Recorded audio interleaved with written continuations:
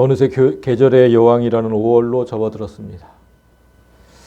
내일 5월 5일은 어린이날이어서 지금 거의 모든 교회가 오늘 어린이 주일로 지키고 있죠. 그렇지만 성경은 주일에 사람을 기념하면 안 된다고 말씀합니다. 그래서 우리 교회는 어린이 주일뿐만 아니라 다음 주 어버이 주일, 그 다음 주 스승의 주일 이런 용어를 사용하지 않습니다. 우리가 어린이 주일을 지키지 않고 또한 우리 교회에 어린이도 없어서 오늘 굳이 어린이와 관련한 말씀을 전할 필요는 없는데 성경을 보면 어린이에 관한 말씀이 분명하게 기록되어 있죠. 그리고 또 오늘 같은 날이 아니면 어린이에 대해서 생각할 기회도 없을 것 같아서 오늘은 어린이와 관련한 말씀을 전하려고 합니다. 그런데 오늘 본문을 여러분이 함께 읽으셨는데 이게 무슨 어린이와 관련된 본문이냐 이렇게 생각하실 수 있어요. 어린이가 등장하지도 않고 그렇게 생각할 수 있는데 그렇지만 오늘 말씀을 통해서 여러분은 정말 좀 색다른 시각으로 그 어린이를 보는 은혜의 시간이 될 것입니다. 오늘 본문은 이스라엘 백성이 금송아지 형상을 만들고 숭배할 때 하나님과 모세가 나눈 대화죠. 이 대화의 주 내용은 하나님께서 우상을 숭배한 이스라엘을 심판하겠다고 하실 때 모세가 백성들을 용서해달라고 탄원하는 그런 내용의 대화입니다. 그러나 이 대화 속에는 우리가 알고 있는 그런 의미보다는 훨씬 더 깊은 의미가 곳곳에 숨겨져 있습니다. 깊이 보지 않으면 볼 수 없는 것들, 그런 것들을 이제 하나씩 파헤쳐 보겠습니다. 먼저 첫 절, 7절을 보시면 하나님 안에 깊이 감추어져 있던 하나님의 속마음을 볼 수 있습니다. 여호와께서 모세에게 이르시되 너는 내려가라. 네가 애굽 땅에서 인도하여 낸 네 백성이 부패하였다. 모세는 지금 저 시내산 위에서 십계명을 받고 있는 중입니다. 그때 십계명을 받고 있는 그때 이스라엘이 황금 송아지를 만들었고 하나님은 그 장면에 분노하시면서 모세에게 지금 빨리 내려가라고 말씀하고 계세요. 그런데 이 말씀에는 하나님이 입게 된 깊은 상처가 저 안에 숨어져 있습니다. 지금 모세에게 십계명을 주고 계셨잖아요. 그런데 여러분, 그 십계명 중에 첫째 계명이 뭡니까? 이거죠. 너는 나 외에는 다른 신들을 네게 두지 말아라. 하나님께서 가장 싫어하시는 게 우리가 다른 신을 섬기는 겁니다. 이것을 얼마나 싫어하시면 두 번째 계명도 이와 연관된 계명이죠. 너를 위하여 새긴 우상을 만들지 말고 또 위로 하늘에 있는 것이나 아래로 땅에 있는 것이나 땅 아래 물속에 있는 것에 어떤 형상도 만들지 마라. 그리고 그것들에게 절하지도 말고 그것들을 섬기지도 마라. 가장 싫어하시는 것을 십계명의 첫 번째, 두 번째 두셨잖아요. 그런데 참으로 아이러니하게도 모세가 이 계명을 받고 있을 때 백성들이 그 짓을 하고 있었던 겁니다. 우리가 십계명이라는 단어를 많이 사용하지만 사실 이 십계명은 하나님과 이스라엘 사이에 맺은 언약이라고 성경이 말씀을 합니다. 34장 28절을 보면 여호와께서 언약의 말씀 곧 십계명을 그 판들에 기록하셨다. 그러니까 십계명은 곧 언약이다. 여러분 십계명 할 때 계명은 어느 한쪽이 일방적으로 지시를 하고 어느 한쪽은 일방적으로 따라야 되는 그런 어감이 있잖아요. 그런 의미로 들리잖아요.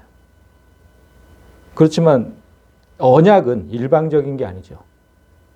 두 당사자가 합의하고 그 내용을 명시한 게 언약이에요.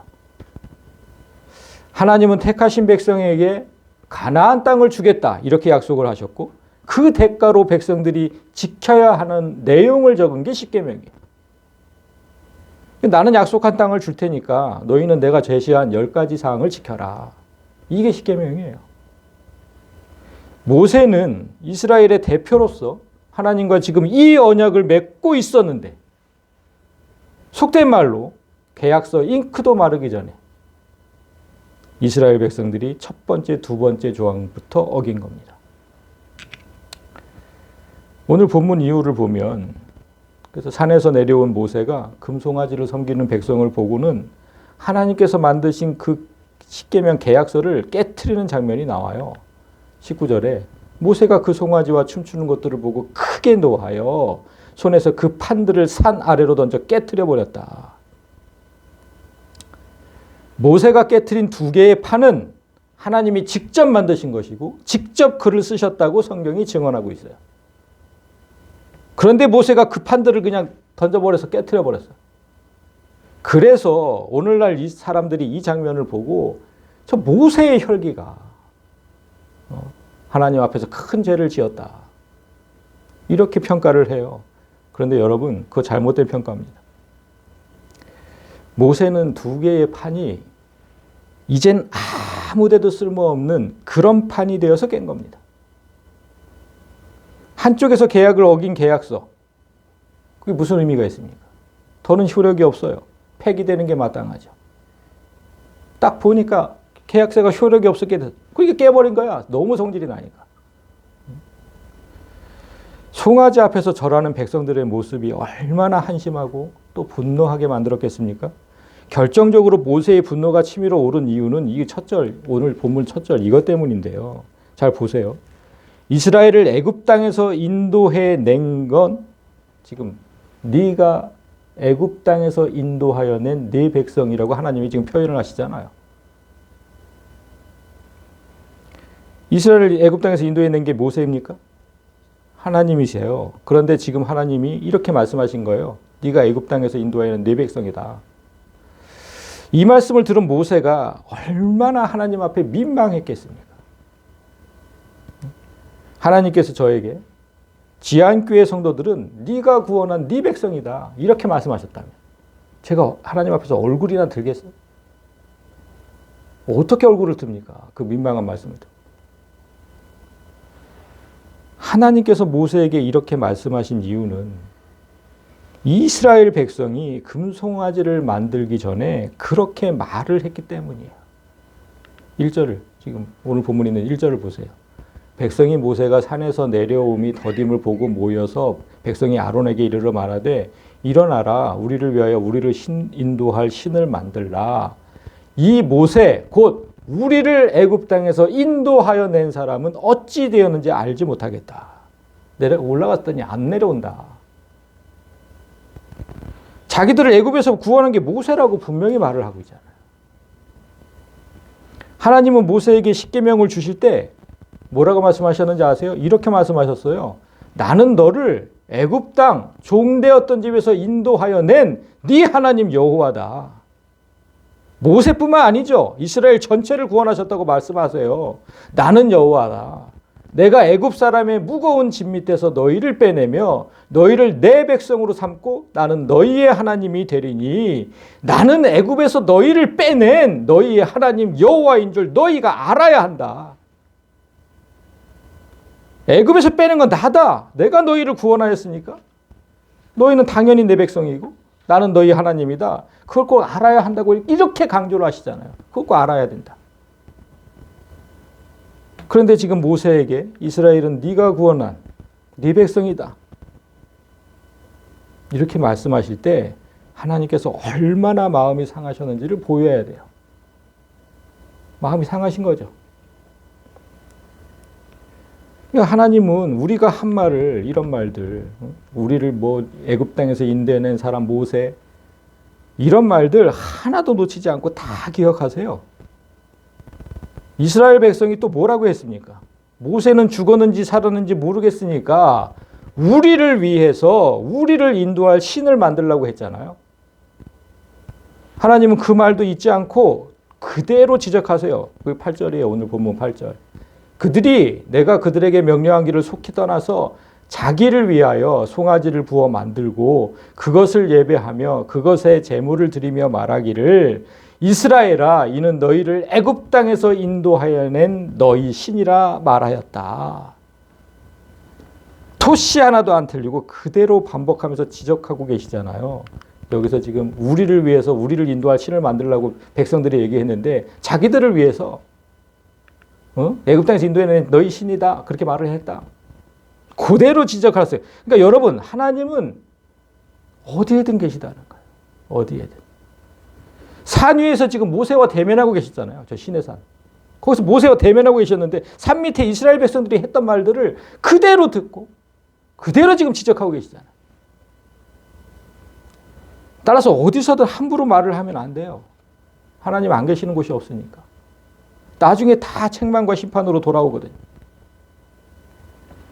이스라엘 백성이 우리를 위해 신을 만들라고 한 말 저거, 우리를 위해 신을 만들라. 저 말은 생각보다 훨씬 더 심각한 말이에요. 모세에게 주었던 십계명 두 번째 계명을 보세요. 너를 위하여 새긴 우상을 만들지 마라.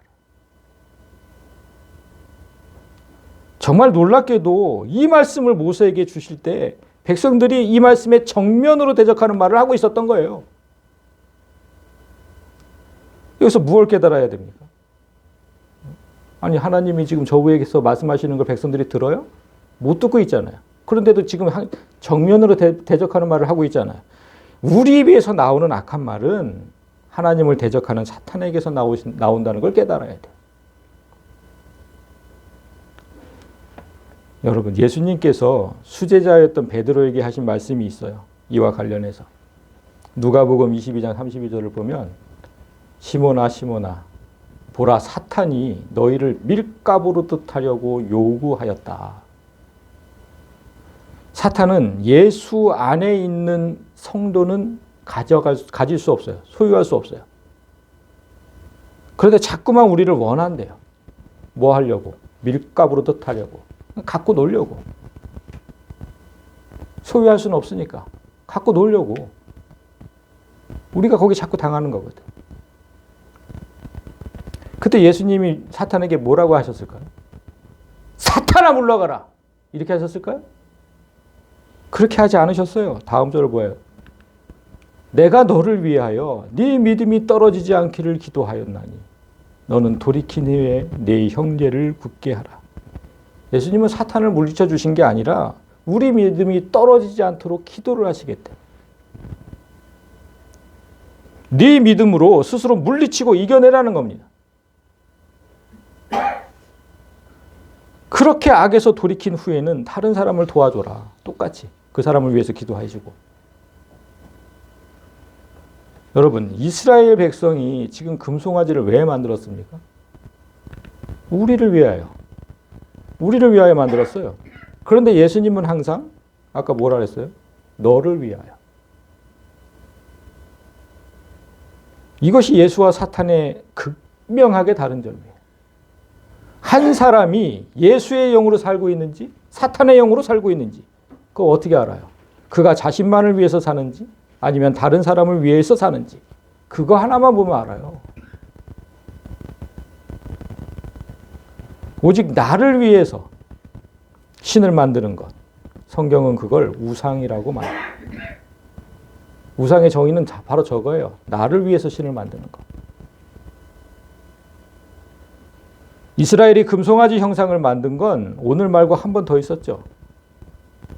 이스라엘이 남북으로 갈라졌을 때 북이스라엘의 왕 여로보암이 똑같은 형상을 만들었어요. 여로보암이 두 금송아지를 만들고 말하되 이스라엘아 이는 너희를 애굽 땅에서 인도하여 올린 너희의 신들이라 하고 한술 더 떠서 두 개의 금송아지를 만들었는데 오늘 본문과 이때 두 경우 모두 금송아지를 만든 후에는 이 형상이 우리를 애굽 땅에서 구원하신 하나님이다. 그 하나님의 형상이라고 말하고 있어요. 그러니까 다른 신을 만든 게 아니에요. 그들은 정말 자신들을 구원한 하나님 형상을 만든 거예요. 그런데 여러분 생각해 보세요. 그들은 정말 하나님께서 소처럼 생겼다고 생각해서 송아지를 만들었을까요? 그런 걸까요? 그렇지 않아요. 그건 당연히 아니죠. 그들이 소의 형상으로 하나님을 만든 이유는 당시에 소만큼 사람의 풍요를 책임져 줄 존재가 없었기 때문에. 소는 논이나 밭을 쟁기질할 때 힘든 농사일을 도맡아 하는 필수 노동력이고 무거운 짐을 옮기는 필수 운송수단이었습니다. 또 사고나 급한 일이 생겼을 때 목돈을 장만할 비상금고 역할까지 했죠. 따라서 농경시대의 남성적인 힘을 상징하면서 다산과 번영을 약속하는 존재가 바로 소였습니다. 이스라엘 백성이 소의 형상으로 하나님을 만든 이유는 모름지기 하나님이라면 내 삶을 풍족하게 해주는 그런 존재여야 된다.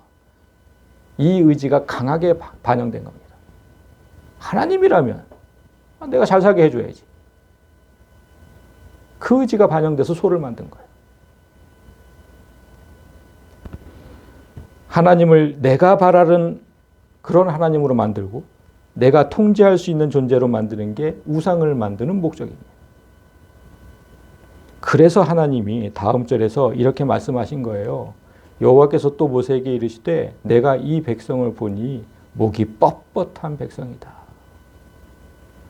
하나님을 섬기고 순종하는 백성이 아니라 반대로 하나님을 통제하고 내가 원하는 신으로 만들려는 그 백성들, 하나님이 보시기에는 얼마나 교만하고 목이 뻣뻣하게 보였겠습니까? 이스라엘을 애굽에서 탈출시킬 때 하나님은 정말 많은 수고를 하셔야 했죠. 애굽의 신들과 10번이나 싸우셨잖아요.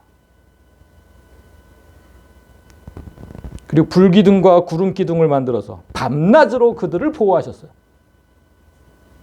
또 백성들이 먹을 것과 마실 것이 부족하다고 불평할 때 그들의 마음이 상하지 않도록 먹을 것과 마실 것을 그때그때 챙겨주셨어요.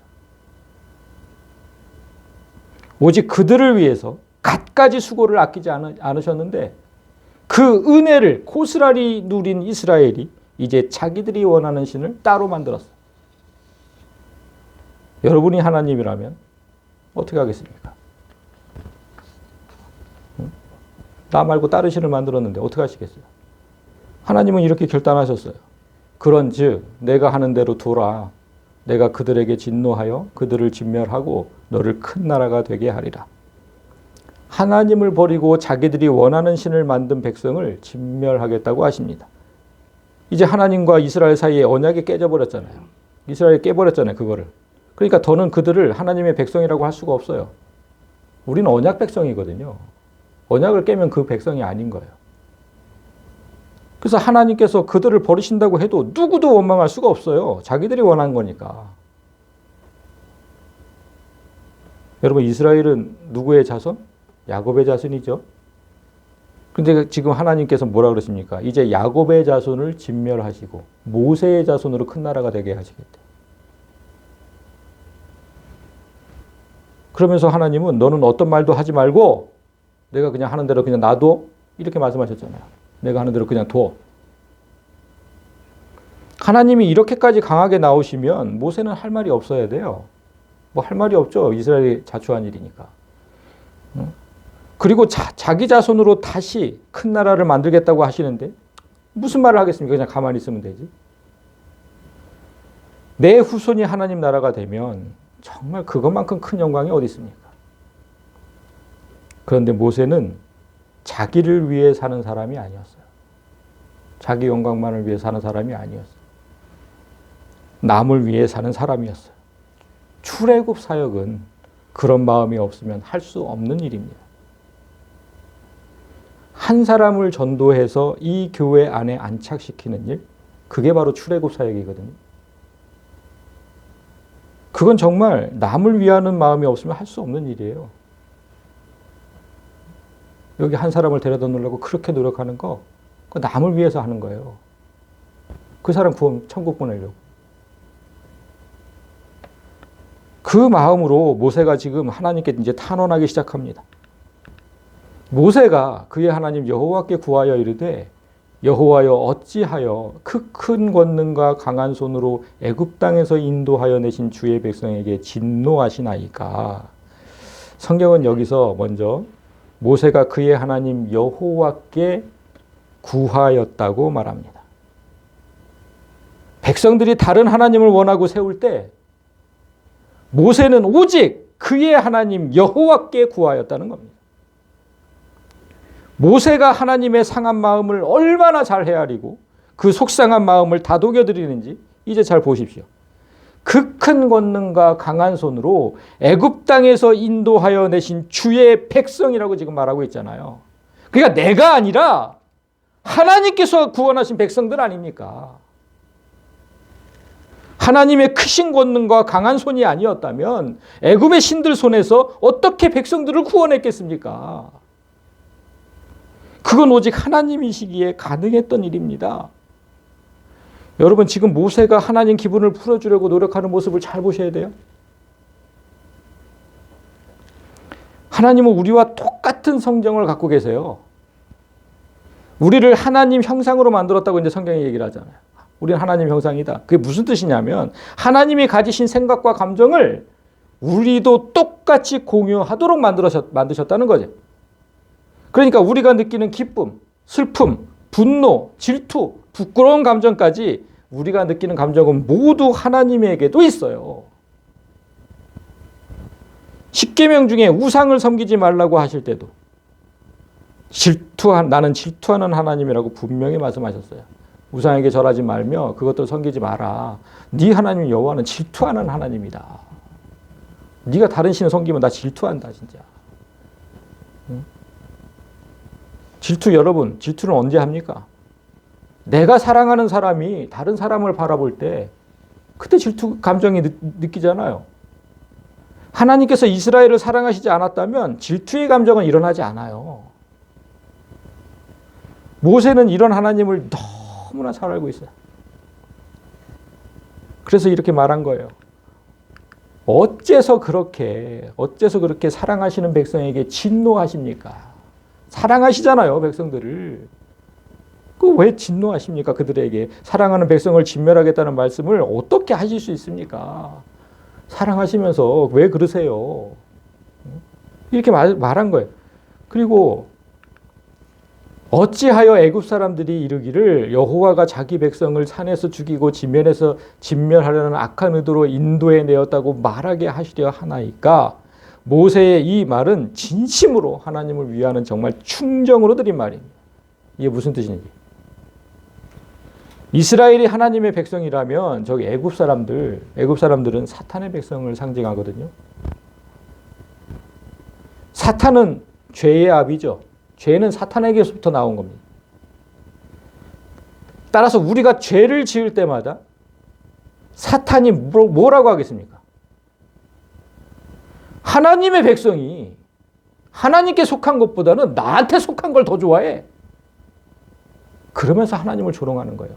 하나님 백성이라면서요. 근데 나한테 속한 걸 더 좋아하는데? 다윗이 유부녀였던 그 밧세바를 취했을 때도 사탄은 이 조롱을 했죠. 성경을 읽어보신 분들은 아실 거예요.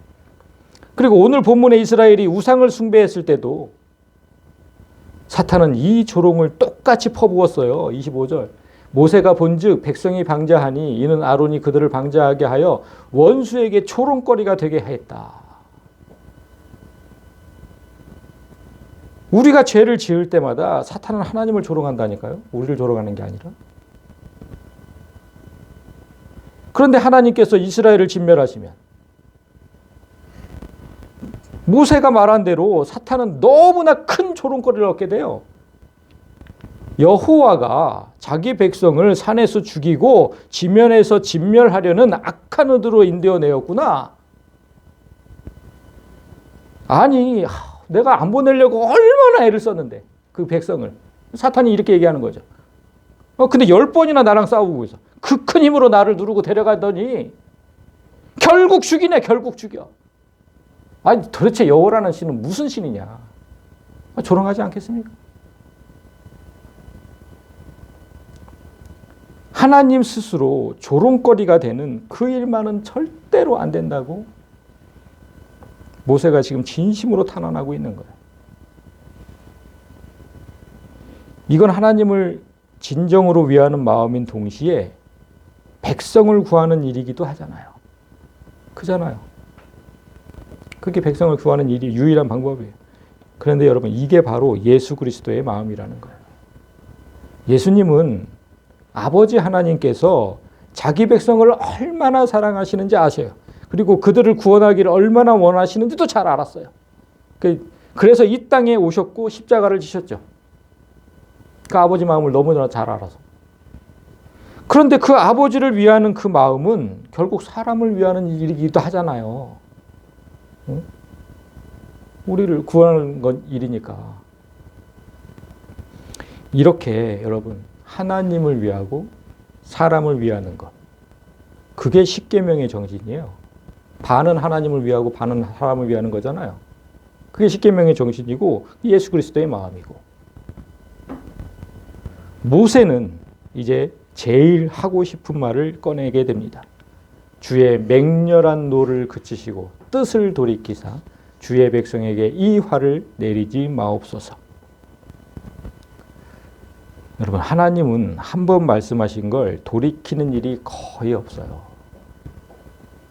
왜냐하면 하나님은 실수가 없으시고 또 후회가 없으신 하나님이라고 성경에 기록하고 있거든요. 그런데 모세가 하나님의 뜻을 돌이켜달라고 지금 말하고 있어요. 하나님께서 뜻을 돌이키실까요? 모세가 하나님의 상한 마음을 풀어드리려고 노력했고 사탄에게 조롱거리가 되지 말라고 탄원했지만 그것만으로는 한 번 말씀하신 걸 돌이키기가 쉽지 않아요. 하나님 마음을 바꿀 만한 뭔가 강력한 한 방이 필요합니다. 과연 모세는 무슨 말로 하나님의 마음을 바꿀까? 이제 그의 마지막 변론을 들어봅니다. 주의 종 아브라함과 이삭과 이스라엘을, 여기서 이스라엘 야곱이죠. 이스라엘을 기억하소서. 주께서 그들을 위하여 주를 가리켜 맹세하여 이르시기를 내가 너희의 자손을 하늘의 별처럼 많게 하고 내가 허락한 이 온 땅을 너희의 자손에게 주어 영원한 기업이 되게 하리라 하셨나이다. 지금 모세가 말한 것처럼 하나님은 아브라함과 이삭과 야곱에게 이 약속을 동일하게 하셨어요. 그러니까 이스라엘을 멸하시면 하나님은 이 약속을 어기게 돼요. 그런데 이 말도 하나님께는 크게 어필되지가 않아요. 왜냐하면 언약을 먼저 깬 건 이스라엘이기 때문이죠. 그렇다면 모세는 겨우 이 말을 하려고 이거를 지금 마지막 히든 카드로 꺼냈을까? 그렇지 않아요. 마지막 강력한 한 방은 아직 남아 있습니다. 그게 뭐냐면 주를 가리켜 맹세하여, 저 구절입니다. 이 말은 언젠가 하나님께서 자신을 걸고 맹세했던 적이 있다는 말이에요.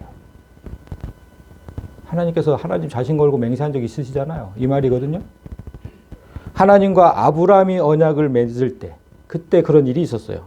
그 장면이 창세기 15장에 나오는데 그때 하나님은 아브라함에게 네 자손이 하늘의 별과 바다의 모래처럼 많을 것이라고 약속하셨고 그 자손이 가나안 땅을 차지할 것이라고 약속하셨어요. 그런데 그때 아브라함이 뭐라 그러냐면 하나님 그 약속이 변하지 않는다는 걸 제가 어떻게 알아요? 이렇게 얘기를 해요. 당돌하게.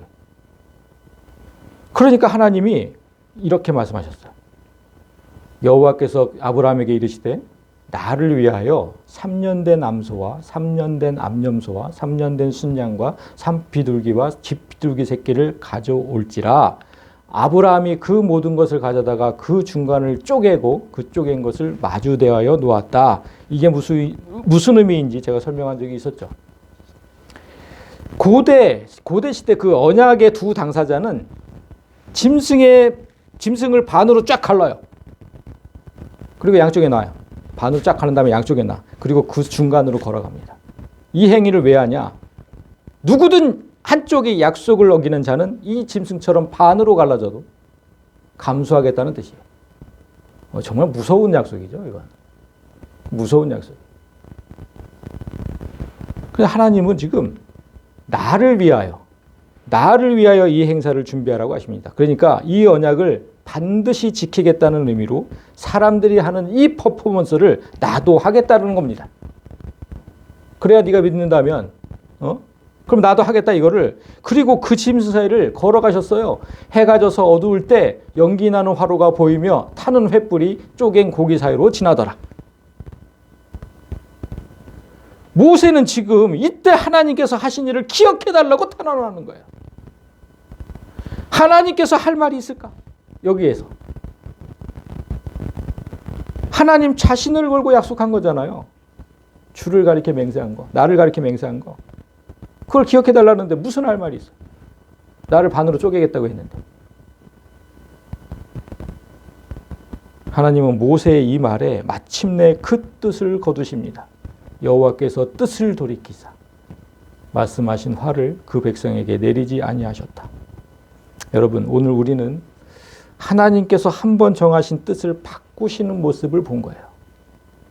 이건 정말 희귀한 광경이에요. 하나님은 오늘 모세가 한 것처럼 적극적으로 변론하는 자에게 귀를 기울이세요. 이사야서 1장 18절을 보세요. 여호와께서 말씀하시되 오라 우리가 서로 변론하자. 그 결과에 따라서 너희 죄가 주홍 같을지라도 눈과 같이 휘어질 수도 있고 진홍같이 붉을지라도 양털같이 될 수도 있어. 이렇게 말씀하신 거예요. 하나님 앞에서 변론만 잘하면 지워지지 않을 것 같았던 그 죄가 눈처럼 희게 되는 것도 가능하다. 이렇게 말씀하신 거거든요. 그러니까 우리는 예수를 믿는 우리는 죄 때문에 지옥에 가지는 않아요. 이미 그 죄가 다 사해졌으니까. 그렇지만 우리가 지은 죄의 대가는 이 땅에서 치르면서 살아야 한다고 얘기를 하셨거든요. 그래서 그 죄의 대가가 때로는 너무나 견디기 힘들고 고통스러울 수 있어요. 그때 하나님을 설득하는 기술이 정말 필요하지 않겠습니까? 하나님 이 고통에서 제발 설득하세요. 변론하면서. 왜 내가 이 고통에서 빠져나와야 되는지 하나님을 잘 설득해 보시라고. 오늘 모세는 어떻게 했습니까? 이 백성이 살아야 하는지 치열하게 변론을 했죠. 이 백성이 왜 살아야 되는지를. 하나님을 설득하려고 무진 애를 썼잖아요. 그 방법을 잘 기억하셔야 돼요. 먼저 하나님의 상한 마음을 살폈죠. 그거부터 시작했어요. 하나님 마음이 얼마나 상하셨을까. 이거부터 살폈어요. 그리고 마음이 상하신 이유가 무엇인지 생각해보고 그 마음을 풀어드리려고 노력했어요. 우리는 정말 이런 노력을 한 번이라도 했는지 한번 돌아봐야 돼요. 하나님께 기도하면서. 맨날 달라고만 했지. 주시옵소서. 하나님 마음을 살폈던 그런 성도가 몇이나 될까? 또한 모세는 하나님께서 사탄에게 조롱받을 것을 염려하면서 하나님은 절대 그런 조롱을 받으면 안 된다고. 얼마나 하나님 편에서 이렇게 얘기를 잘합니까? 제가 하나님이라도 이런 자의 말에 귀를 기울일 것 같아요. 나를 그렇게 위하면서 얘기를 하는데. 그러니까 여러분 먼저 하나님을 위하고 하나님 편에서 기도를 하세요. 이 악한 세상을 보면서 하나님 얼마나 마음이 상해 계시냐고. 그리고 나서 자기가 하고 싶은 말을 하는 거죠. 하나님 그 뜻을 돌이켜서 이스라엘을 살려주십시오. 그랬잖아요. 하나님을 위하고 사람을 위하는 그 마음으로 기도할 때 그 기도는 실패 없는 기도가 됩니다. 이건 100% 장담해요, 제가. 말씀을 맺겠습니다. 며칠 전 인터넷에서 제가 기사 하나를 보았어요. 한 할아버지가 양손 가득히 짐을 들고 버스를 간신히 탔대요. 할아버지가 짐을 내려놓고 요금을 내려고 주머니를 막 여기저기 뒤적이는데 이제 버스가 출발을 했겠죠. 그런데 갑자기 버스가 서더랍니다. 사람들이 기사 쪽을 이렇게 쳐다보니까 할아버지가 차비가 없다고 사정하고 있었고 기사는 차비 없으시면 빨리 내리시라고 그래서 버스를 세웠다는 거예요. 할아버지가 어쩔 줄 몰라 하면서 한 번만 그냥 좀 태워주면 안 되겠냐고 그렇게 애원을 하는데 기사가 더 소리를 높여서 빨리 내리세요. 바빠요. 그러더라요. 바쁜 출근 시간에 버스가 지연되니까 승객들도 짜증을 내기 시작했답니다. 할아버지 얼른 내리세요. 할아버지 때문에 다들 지각하잖아요. 여러분 근데 그때 초등학생으로 보이는 여자아이가 앞으로 성큼성큼 걸어가더니 기사 아저씨를 향해서 냅다 소리를 질렀대요. 아저씨, 할아버지잖아요. 앞으로 이런 분들이 타시면 공짜로 10번 태워주세요. 라고 말하면서 10,000원짜리 한 장을 툭 요금통에 넣었대요. 그리고 할아버지를 자기 자리로 모시고 갔다는 거예요. 이게 실제로 있었던 일이죠. 그 순간 버스 안에 모든 어른이 죄인이 된 것처럼 고개를 숙이거나 돌리고 앉아서 딴척하면서 아무 말도 못했네. 이 글을 쓴 분도 자기가 태어나서 이렇게 부끄러운 적은 없었다고 회고했어요. 성도 여러분, 하나님 앞에 우리는 어린아이와 같은 존재죠. 어른은 어린아이를 올바로 가르치고 바른 길로 인도할 책임이 있지만 때로는 그 어린아이가 어른을 부끄럽게 만들고 가르칠 때도 있는 겁니다. 오늘 모세는 하나님 앞에 어린아이와 같은 존재였지만 하나님께서 약속하신 걸 언급하면서 결국 하나님께서 뜻을 돌이키는 결과를 만들어냈어요. 오늘 모든 교회가 어린이 주일로 지키는 그런 망령된 일을 행하고 있지만 어린이에게만큼은 망령된 믿음을 심어주면 안 되겠죠, 우리가. 모세처럼 지혜로운 어른으로 자라도록 그렇게 도와주어야 합니다. 어린이는 정말 약한 존재지만 지혜롭게 자란 어린이는 어른을 부끄럽게 하는 힘이 있다는 걸 기억하시고 각 가정에 있는 어린이들을 기도하면서 기르셔야 되겠습니다. 오늘 함께 예배하고 말씀을 들은 여러분 모두가 한 사람의 영혼이라도 살리기 위해서 하나님 앞에 지혜로운 어린이가 되길 바라고 또 하나님을 지혜롭게 설득하는 그런 설득의 고수들이 되시기를 주님의 이름으로 간절히 소망합니다.